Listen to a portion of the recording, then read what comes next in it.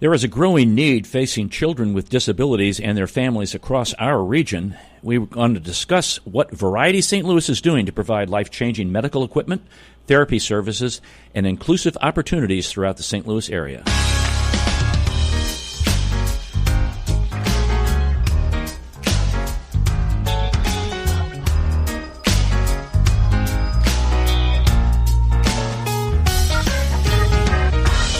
Welcome to St. Louis in Tune, and thank you for joining us for fresh perspectives on issues and events with experts, community leaders, and everyday people who make a difference in shaping our society and world. I'm Arnold Stricker, along with co-host Mark Langston. Mark, how are you today, sir?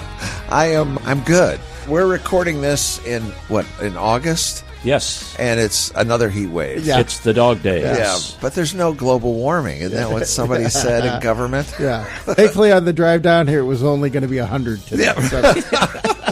That's our guest. Jumped into the team here. He's a meteorologist.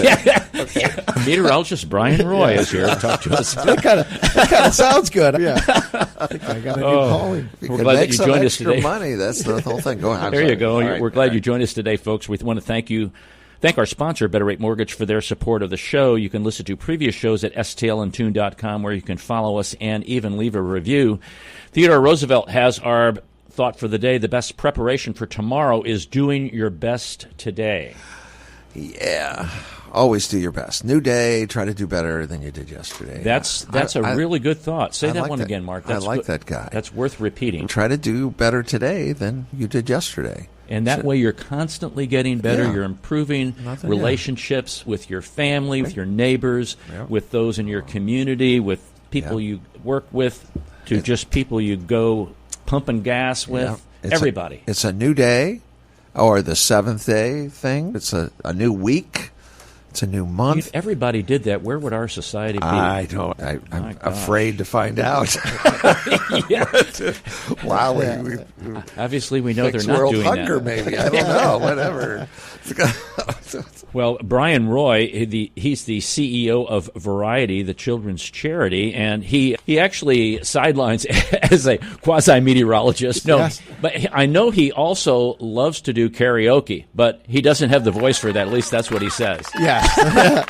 So I think you read something that I have three brothers who also read that and remind me often of my song selections are what I said I would in an interview sing, if I could sing. We should have set it up. We should have set up the karaoke machine. Yes, that would have turned away any of your lifelong listeners. Your sponsor might have dropped you. Play that scratch record.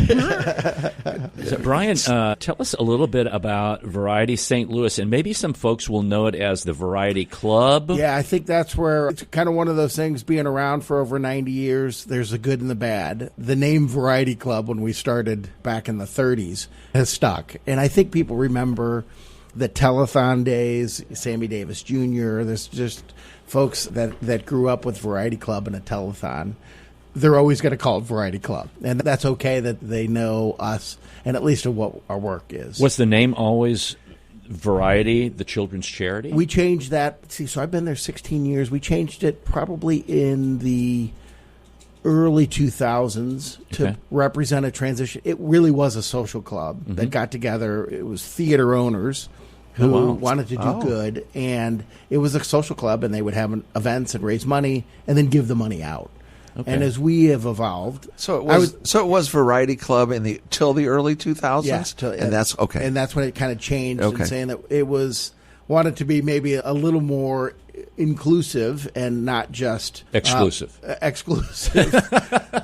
the wealthy who are doing great things. But I think it also represented that we were making that transition from raising money and giving it out to having our own programs and really being a service provider. So we were in that transition to say, that's what we did, and we're good at that, but we've identified gaps in the community of where aren't programs currently for these families and these kids with special needs.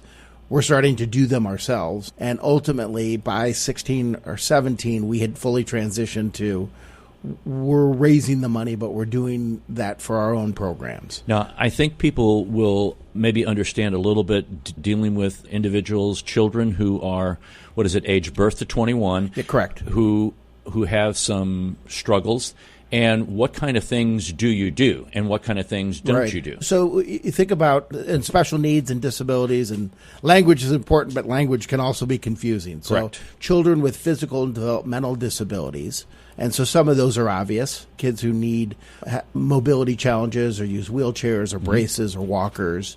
Or I think maybe sometimes what's less visible are kids who maybe are on the autism spectrum, where you don't see it, but they have some developmental challenges. So we get into helping those kids from when they're born until they turn 21.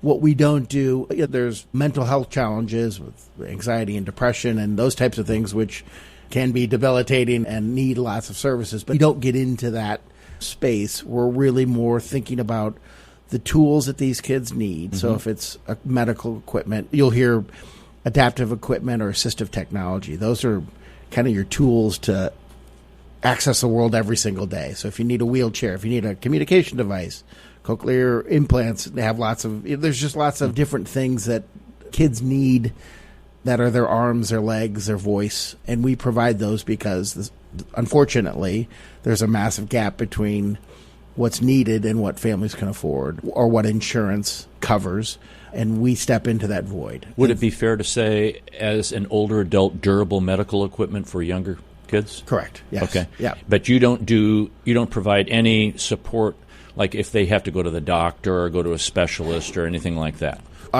With the exception on the therapy side. So as we were doing the equipment, we started to, and again, some of this, we'd like to always say it was strategic.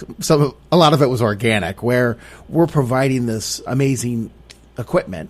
And we started to hear from families, hey, this is great, but I can't get all the physical therapy or the speech therapy or the occupational therapy that my child needs. And so this equipment that you got us, we can't use anymore. Okay. Because my child's either not maintaining or my child isn't making progress. They're regressing. And they're regressing because maybe your insurance says you've got 20 sessions a year that will cover. And a family saying, my kid needs 3 different types of therapy weekly. And so within a couple months, I've used all of my therapy sessions. What am I going to do for the rest of the year? I can't pay out of pocket. So we then got into, we called it They're Happy Kids, where we go out to the therapy providers that they already have and say, hey, can we negotiate? Charge us just what you would charge an insurance company, not what you would do the self-pay rate. Let's say it's about $100 a session. And we'll fund 3 sessions a month for a year. We'll commit to you that we're going to fund what insurance won't. And so the child can continue to receive those services. So wonderful. We got into the equipment. We then evolved into supporting the therapy. And that's where we kind of say with our core programs, that's what you need to do to just be able to go to school, to be active in the community. You need these tools. Where I think being part of the entertainment space and theater owners, the performing arts and that element of variety has always been around. And so we started with we had the Variety Children's Chorus and evolved into performing arts with musical theater and dance. That kind of ties to our roots. We thought those enrichment programs, like doing those things or going to camp, summer camp, having those adaptive experiences that are meaningful, I think are just as important. You got to have the tools, but you also have to have those experiences that every kid has. That's where you learn to socialize, or you gain confidence in yourself, or you start to realize how to navigate the world in a different way with relationships. And we realize that there's a gap in those experiences that are available to kids who have either mobility challenges or folks who aren't neurotypical, and so they have sensory issues or different things that you need to accommodate. So we said, well, let's do those things together, and that's going to have the biggest impact. Now, let's delve into those a little bit and pick those off a little bit at a time. You talked about the choir. You talked about the children's choir. You talked about the theater. You also talked about the camp. Let's start with the camp. And so people understand adaptive kinds of things. Explain that, because some people may not figure that out. Yeah, I think if you think about growing up and you're like, I'm going to go off and spend the week at camp. Not at a residential camp, but just going and having day activities if you're going to go swimming or if you're going to do arts and crafts or do different activities. Those experiences are different if you have a child with special needs. And there's probably two limitations. One, have to adapt those experiences to be accessible to kids who have mobility challenges or sensory issues or just think differently. You also have to have the physical space considerations of are these activities accessible to our kids? And so there are just not a lot of those opportunities out there. And what we found is where there might be some opportunities out there, they might be cost prohibitive because it's not inexpensive. And everything we do is at no charge and free. You might not be able to spend $800 to send your kid to a camp because you don't have $800 to do that, or you need $800 for lots of other things. But we started to find a gap in that kids who are complex, where there might be a camp that's available to them to accommodate physical challenges that they have, but they're not adaptive for the neurotypical. They're set up for neurotypical kids. Neurodiverse kids might not succeed there. So we started to find we're getting kids who got kicked out of camp because their behavior they couldn't accommodate the behavior. They could accommodate the physical challenges, not the behavior, or vice versa. Someone who set up who could handle neurodiverse kids, but they couldn't deal with kids who needed feeding tubes or have trachs or needed medicine or have seizures, or there's just other complications. So our team, and I'll give credit to our programs team, has developed over the years a camp that meets kids where they are. Wow. And so we are going rock climbing, or we're going swimming, or we're going to do robotics and STEM, or we're going to go bowling, or we're going to do those camp experiences that kids love and love to return to school in the fall and tell all of their classmates about. We're going to make that available for kids with special needs. Is it called Camp Where You Are? We call it. That would be it should. We call it Adventure Camp. Okay, but we could be up for changing it. But it is. It's like meeting the kids where they are, and we hear from a lot of families who say, "We finally found our people. We're able to come to this camp, and my child is seen for who he is, not for he or she is, not for the disability that they are, the challenges that they might have." That doesn't define who they are. No. What's the age group? So while we on our programs generally we're birth till 21, camp starts at 4. So we have the littles, but we don't have the infants. So camp starts at 4. Our performing arts is a couple years older. We usually start at 6, or some of the programs are 8 years old, but a couple years later for those. But our goal is, and the reason we help up until they're 21, is we want to be on this journey with them. So we want to be a partner with them as their needs change, as the opportunities change, as their interests change. We've got services and programs that help them. There's a big difference between 18 and 21. I think it's great that you're filling that gap in. Yeah, and it's a good point. Legally, at 18, you're now an adult. But for our families, that's a really tough transition. Legally, a lot of families might have to reestablish guardianship. Surprisingly, every county handles that differently. Some say, a sheriff or someone has to serve your child with a notification that someone is wanting to reestablish guardianship. That can be traumatic, or that's difficult. So navigating the legal side of that is challenging for the families. Your benefits change. So depending on what types of insurance, if you have public, if it's Medicaid, there's benefit changes that happen. And so we figured they got enough going on. Let's help them transition. Good. By still keeping some stability with having our help with equipment and therapy, and then having access to our program still, where they can school things at school change. Depending, but they're good till 21. Generally between graduation and 21. Correct. With an IEP. And it's a little different. Missouri's a little bit different as well from Illinois, because we're over on both sides of the river. So they're trying to navigate the differences there. So we figured if we can be with them till they're 21, then that's one less thing that the families have to worry about. And you're in how many counties in Missouri and Illinois? So 15 on each side, so a total of 30.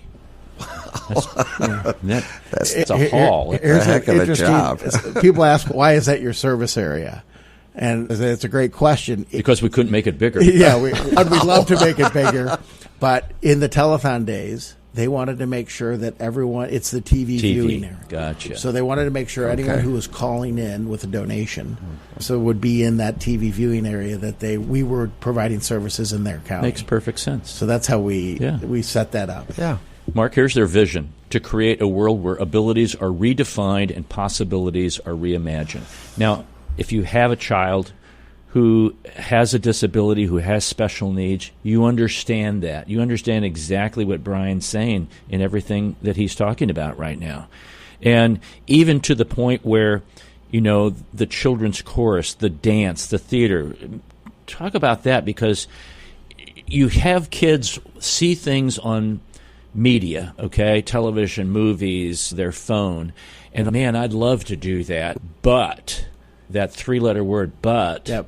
And whether it's at school or it's outside in the community course or something like that, how do you work it out? If you don't see yourself, then you can't imagine yourself someday starring on stage, or you love to sing but you don't have that outlet, or you are a great actor but there aren't opportunities. And I think it started with Variety Children's Chorus was, hey, we've got these kids who have these amazing voices and want to express themselves this way. And so let's provide that opportunity. And then let's go out into the community and change perspectives. And so if you see a child who you didn't expect to be able to be a performer and see them, that starts to maybe reset your expectation. The natural evolution of that. So Jan Albus, who was my predecessor, had some expertise in the arts. And so her vision was, let's do a musical production that is equal or on par with what you would see touring or on Broadway. And let's shoot for that and say they should have that equal experience. So we started the musical theater and started putting on massive productions we were at the Two Hill to begin with, and so a huge stage. We had a full orchestra, sets and design, and all of the production behind that, the choreography. Lighting and drops. And we had, we did the whole thing. And I think just as importantly, it was inclusive in that if you looked at the children's ensemble, half of the kids were what we would say were variety kids, and half of the kids were just theater kids who loved theater. And as much as our kids were getting out of it, I think those other kids, we would say inclusive kids, that changed their perspective pretty profoundly. When they saw kids who could sing, dance, or act better than they could, who were also overcoming lots of other challenges that they didn't have to. Inspirational, I would think. Yeah. We had a full equity actors in the adult ensemble, and so you're learning from the best of St. Louis. We would bring in always a couple folks from Broadway and New York as well, and it really was an incredible experience, and I think for everyone involved. But then for an audience to come and see these children really shine and capable of being the stars. We would hear from folks who came and said, I thought this was just going to be a high school type production. I didn't know it was going to be a Broadway level production. But they said, and pretty quickly, I had no awareness that the kids were any different, and when I would see, we created some stars that really, once they got on stage and got in front of the lights, just gave incredible performances and were having an effect, I think, more than they would realize. Now, the choir, it's like an opening for the choir now, and you're getting ready for the theater production, or did I read that wrong? We just finished. Actually, Sunday was our last show of the Addams Family. Okay. We partnered with Coca. Okay. That one is like a 3-week. So we did this big production. It was fantastic. We did it for about a decade. COVID hit, and everything kind of gets realigned. And we thought, okay, maybe we can't undertake, this isn't sustainable to do this big of a production every year. Can we take all of the elements that make this so successful and replicate that, find a partner and replicate that on a little bit of a smaller scale? And so that's what we now put on. It's a 3-week production where the kids rehearse for 3 weeks. It's just kids. There's no longer adults involved. Okay. And we just put on the Addams Family, which was an incredibly funny and witty show. And we do a run where we do 5 shows after the course of the 3 weeks of rehearsals. And is that that's in there. It's the Addams Family that we all know and love. It absolutely is, yes. And if you realize that they are true to that, but they also, it was a wonderful production. Just it allowed the kids, I think, they connected quickly with the show. I think the humor part of it you get so into it that they learn their lines faster. Oh, yeah. Were you Lurch? I could have. Yeah, you were Lurch. Yes. Yeah. For the sake of the production, I was left off. Yeah, left off stage. Oh, okay. Good. Yeah. I was allowed to help usher. Going to sing a solo. Yes. I will give credit to Andrew, who was our Lurch, who was one of our variety teens. Definitely beat me out for the part. So he did great. Okay. This is Arnold Stricker with Mark Langston of St. Louis in Tune. We're talking to Brian Roy from the Variety, the children's charity. And Brian, give us a couple stories that you think might. I'm going to give you a moment to think about that, but I want to give the phone number and the website. Folks, the website is el.org. The phone number 314-720-7700, where you can get more information, or you can email them at info@varietystl.org.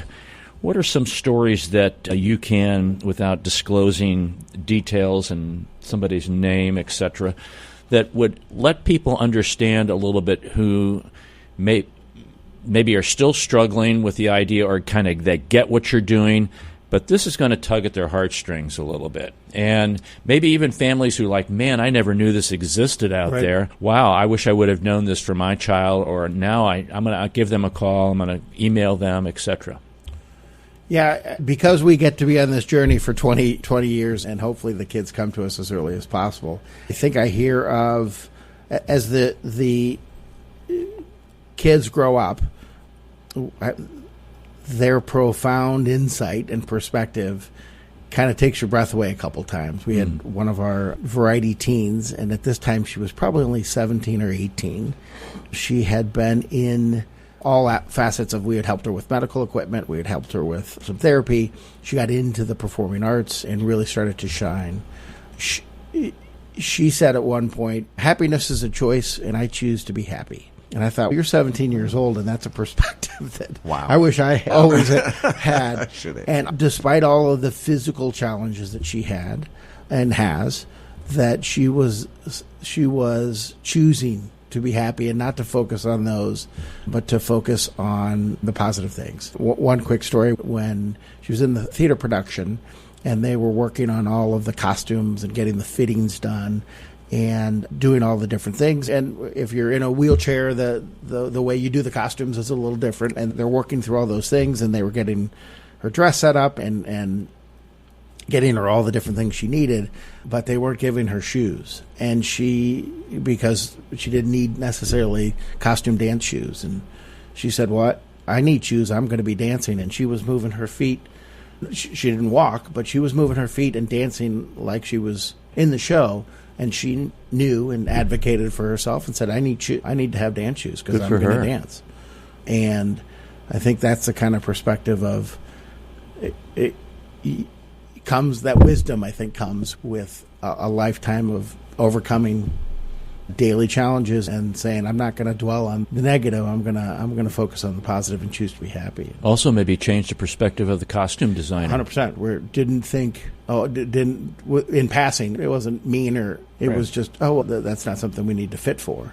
And she's like, no, I'm going to be moving my feet. She learned the steps and everything. Absolutely. So she's like, I'm going to be dancing, and I need to have the shoes, costume shoes. Good for her. So it's things like that. I think it's stories with, we recently, I'll go back to was it strategic or organic?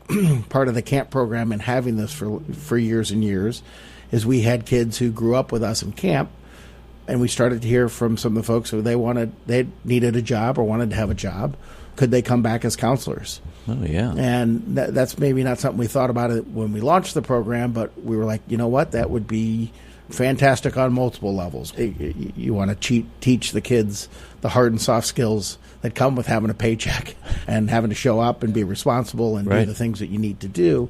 But it also would be inspirational for the other campers to see themselves coming back as counselors. So over the last several years, we always have several teens who were former campers who are now counselors. And one of the guys who just came back had been with us for a while and then left, was growing up and is now in high school and getting ready to be a senior. And he came back last year to be a counselor and sent a note recently thanking us for being a place that he knew he could come home to and still be welcomed for who he was. Wow. And it was the family that he hadn't been around in a few years, but we didn't miss a beat. And so that was a credit to the culture that we had set up at camp that he came back in and now is inspiring. That's tremendous. That's tremendous. Other kids. Yeah. Let's take a brief break, and when we come back, we're going to talk about how is this organization funded.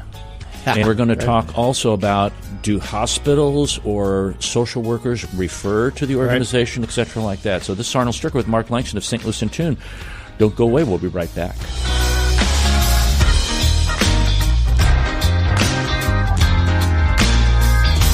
As strange as it may sound, at Better Rate Mortgage, we love talking to people about mortgages. Everyone in St. Louis promises a better mortgage rate, but what you really need to turn that perfect house into your dream home is a better mortgage. At Better Rate Mortgage, we open the door to so much more. So where are you in the home buying process? Researching? Maybe wondering how much you can afford? House hunting? Get a pre-approval from Better Rate Mortgage. Ready to buy. Our team is ready to make your mortgage process fast and easy. Whether you're purchasing your first home or taking cash out to make your dream home even dreamier, our door is open. Come on in and get started today. We'll show you how. Call Sean directly at 314-375-3293 or online at betterratemortgage.com. Remember, at Better Rate Mortgage, a better rate is just the beginning. BetterRateMortgage.com. NMLS ID 401335, an equal housing lender. This is Arnold Stricker of St. Louis in Tune on behalf of the Dred Scott Heritage Foundation.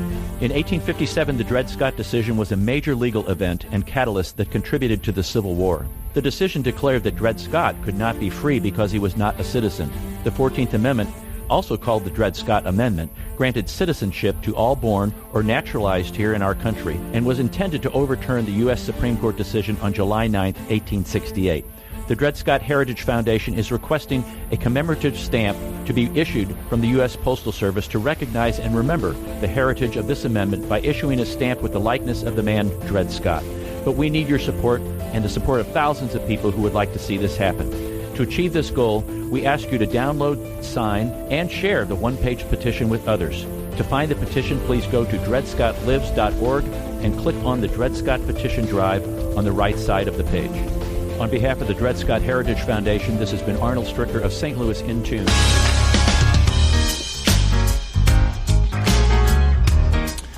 Welcome back to St. Louis in Tune. This is Arnold Stricker with Mark Langston. We're talking to CEO of Variety, the children's charity, Brian Roy.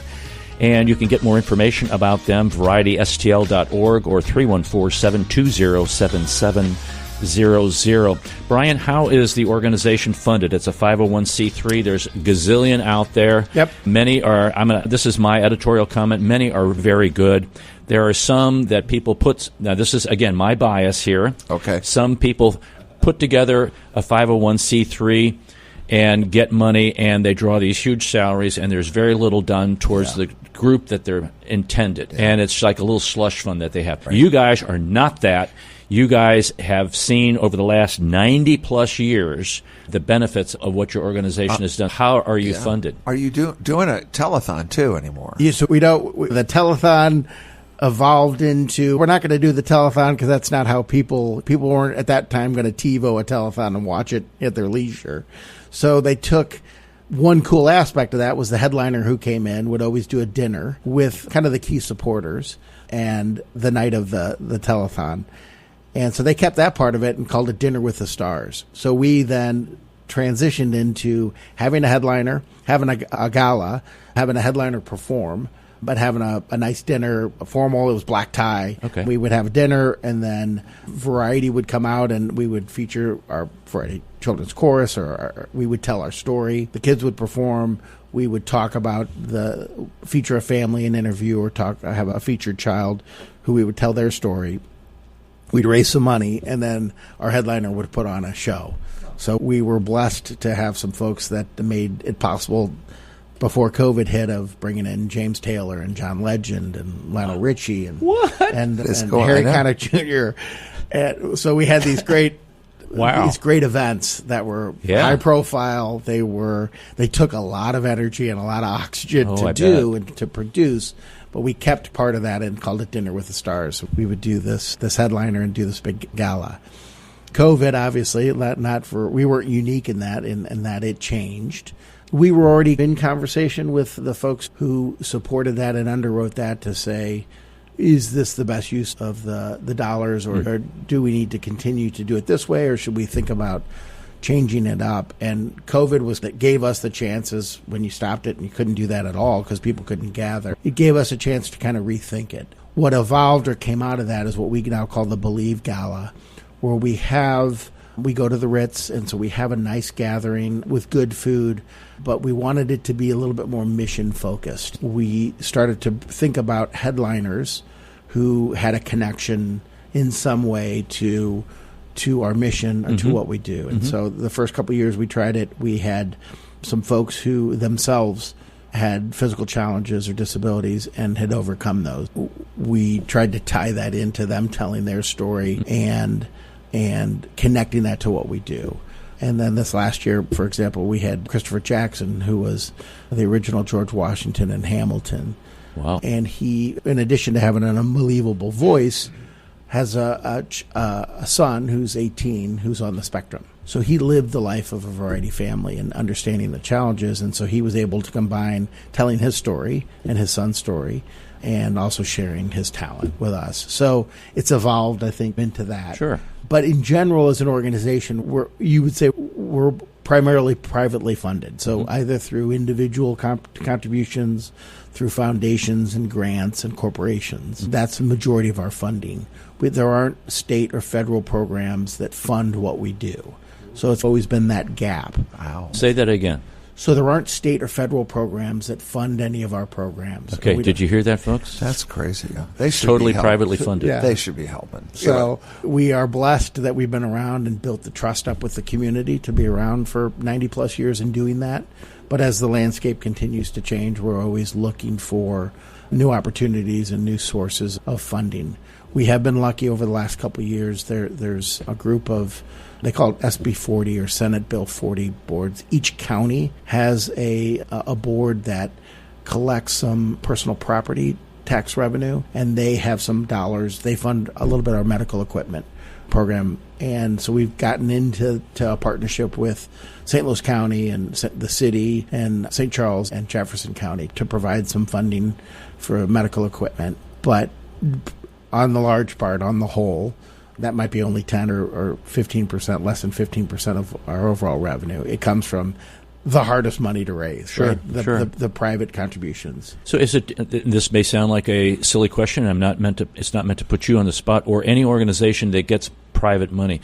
Is it difficult to get private funds or corporate funding because there's a lot of great things going on in the metropolitan area, and St. Louis is a very giving kind of community. Yeah.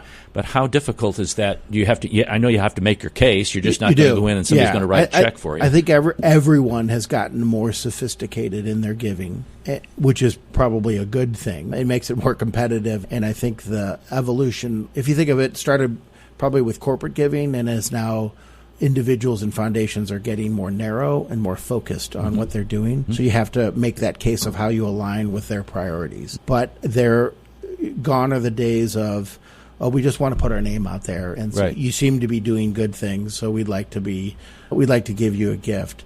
You now have to kind of show what's the data, what's your theory of change, and what's the data that supports that what you're doing is making an impact or making a difference. And all of the donors are now looking for that information and wanting to know that there's a return on investment, right? There's a provable, knowable, something tangible they can see. Yeah. And that forced us. We're probably about a decade into our internal processes of. We decided we had to think back and say, okay, what are the areas we're trying to affect change? And we landed on independence, skills, socialization, and self-esteem. And so the things that we're going to track and we're going to do assessments on are in those areas. And so each program that we have might affect things in different ways or might be focused a little bit. If you think of our enrichment programs, they're probably a little bit more on the self-esteem and the socialization side, some skills, but that's going to have a little more profound impact in that area, where maybe the equipment and the therapy is going to have a bigger impact on your independence and your skills. But that's what we decided. These are the threads of all of our programs. So we're going to start to do assessments with all of the kids after they complete the programs in those areas, and we're going to track that data. And then, one, to inform us on how can we make it better, but also, two, to externally say and make the case to our supporters, see, we set a goal of we want at least 80% of the kids who participate in a program to report improvement in at least two of those four areas. And so we've been able to exceed that, but that was a way for us to quantify what we're doing or the scale of what we're doing. What's your budget for the year? So we're about a $5 million operating. Okay, now I'm going to stop for a second, and I'm going to talk to Mark. Brian, you can listen. I'm going to put on maybe my editorial hat here. Okay, $5 million. That's a drop in a bucket for some of the salaries that we hear floating around in a variety of entertainment industries. Oh, yeah. And I won't name any of the sports. I'll go ahead. But Sure. $5 million. That's what somebody makes in one inning of a baseball. Yeah.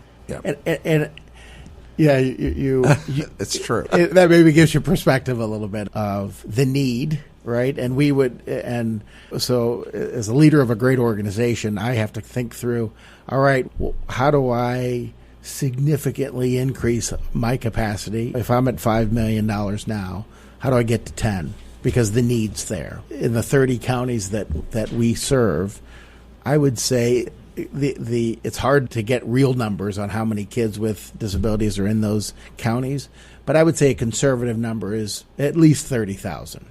On a safe number. We're changing the lives of about 1,600 of those kids right now.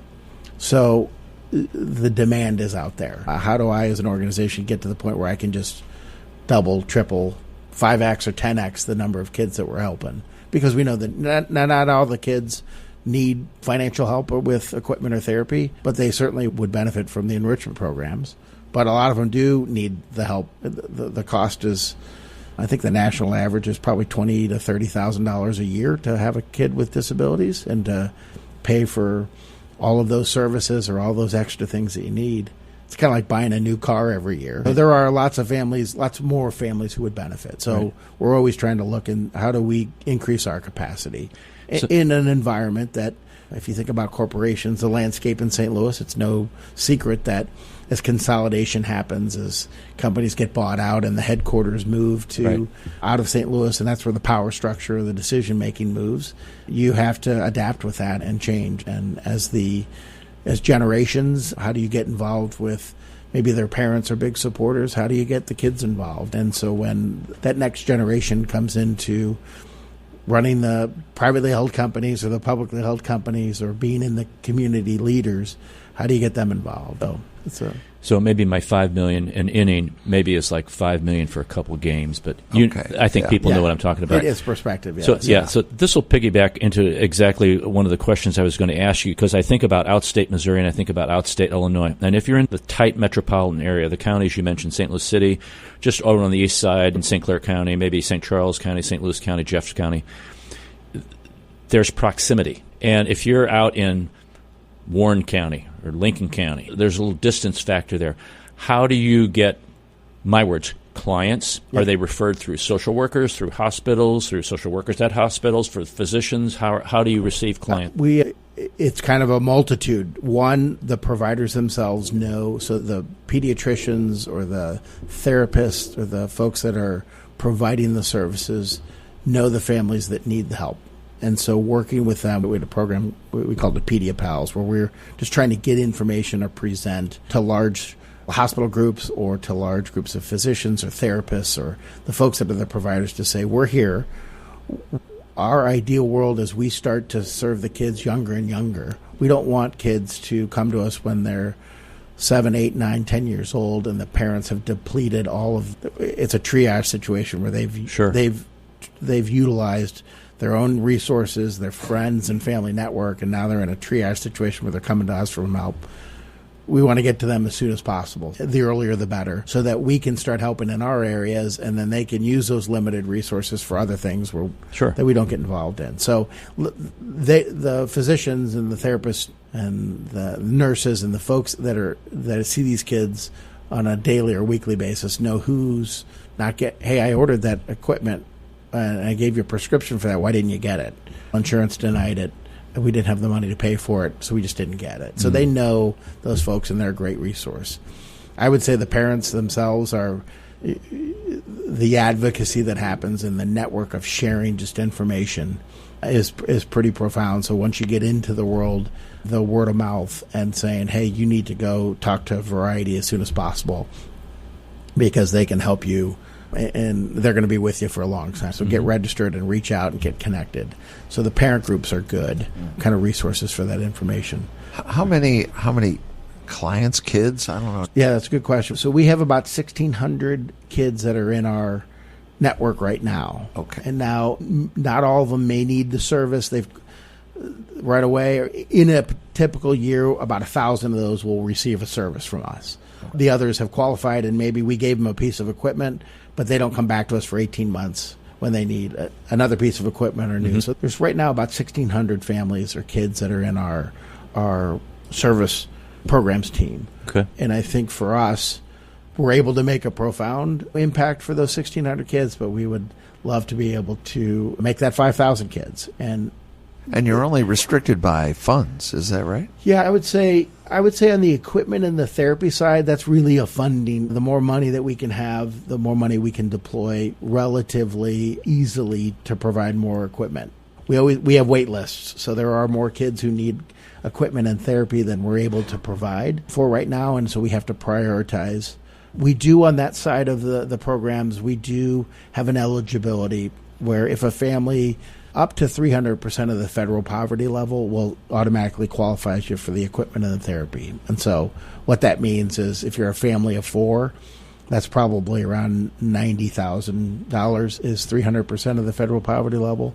Not a lot when you consider I might need a $50,000 wheelchair, or I got to pay for therapy every three different types of therapy every week, or I need a communication device that's cost $5,000 or a safety bed that costs $10,000. That goes away pretty quickly. But we do have that kind of threshold, at least, of qualifying for our services. And the more kids you have, that changes. We have lots of families that have multiple kids with disabilities, and we try and help those and prioritize there. On the enrichment side, so the camp and the performing arts, there is no income threshold. Just if your child has a disability, medically diagnosed disability, you qualify. And so you're able to receive the services. But yeah, so one side of it's a funding mechanism. On the enrichment programs, if you think about camp and performing arts, there's more of a physical space. There's just not a lot of spaces. In a camp week for us, we're at 5 different locations typically. We're going out and renting a rec center, or we're out in a park, or we're going to rock climb, or we're renting out an aquatic center. There's not a lot of spaces that are truly adapted and accessible. They might be, but sometimes when we say we serve about 80 kids a week in camp, but to do that, most of the kids have 1-to-1 counselors. Some have 2-to-1.